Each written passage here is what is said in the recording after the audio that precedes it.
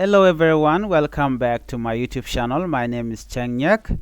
Today I want to speak about an important issue that affects the peace, stability and future of our nation. The continued hours arrest of Dr. Machar, the first Vice President of South Sudan and Chairman of the SPLMIO. For over 3 months now, Dr. Machar has not been able to freely move or fully participate in national matters. Many people are asking why.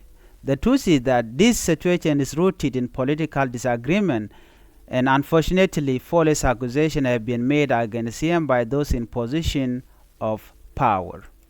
It is important that to clarify it, Dr. Machar has not committed any crime.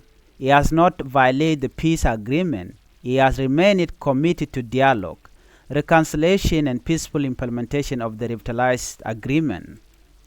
Yes, instead of being given space to lead, he is being restricted.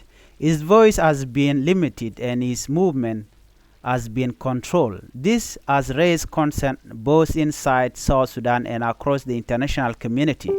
We believe that every leader, regardless of their political side, should be treated with respect and fairness.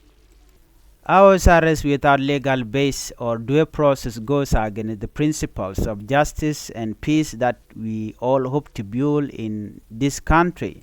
We must also remember South Sudan needs unity, not division.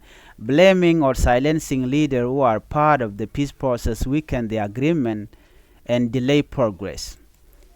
Let us not allow political differences to destroy the heart-earned peace we have struggled for. Let us come together to demand justice, transparency, and respect for all signatories of the peace agreement, including Dr. Riek Machar.